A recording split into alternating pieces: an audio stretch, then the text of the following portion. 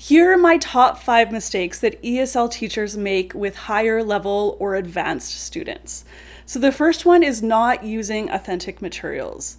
So authentic materials are just things that like native English speakers would use. So for example, a real restaurant menu or like a bus schedule, maybe a newspaper article that you'd find in the BBC or CNN or whatever, something like that. If students are very high level or advanced, you don't necessarily need to use ESL textbooks. They can probably handle using authentic materials, and it will be actually quite motivating if students are using like real things that they would find in Canada or the US or England or whatever in order to study from. So make use of them.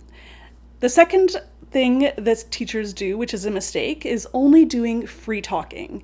So if you ask students what they want to do in your English class with a native English speaker, they'll often say, oh, I want to do free talking or conversation, something like that. But I find that having some free talking time is good. So for example, a few minutes each class. However, just having an entire class of free talking is not that productive because students will just use the vocabulary and the grammar they already know, and they won't be pushed to really like learn anything else.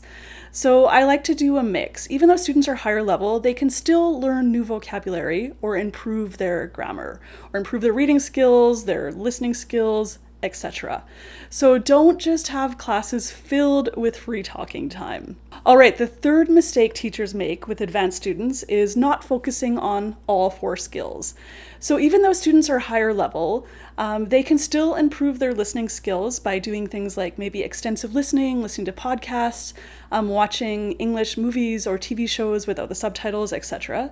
You can push them to read things that are like maybe a little bit difficult for them. So depending on why they're studying English, maybe like scientific journals, maybe they can like focus on TOEFL reading passages if they're taking the TOEFL exam, etc. All right, the fourth mistake that teachers make is not finding out why students are taking your class.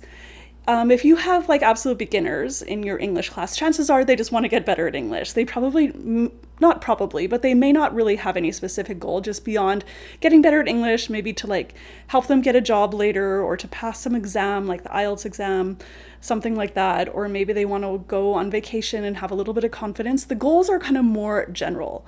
However, with very high level students, they often have a very specific reason for being in your class. So for example, they might need a certain IELTS score in order to go to university in Australia.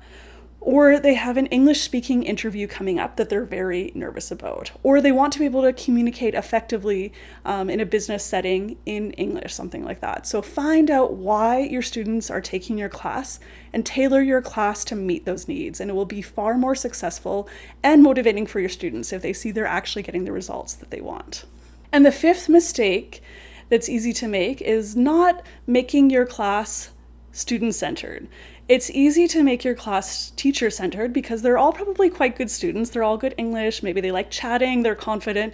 You just kind of chat and have a fun time and have a laugh together. However, that's not really student-centered, especially if you have like, say, more than 2 or 3 students in your class. If the teacher is interacting with this student, there's 10 more students just kind of sitting there idly. Then you talk to this other student and these other 10 students are kind of sitting idly.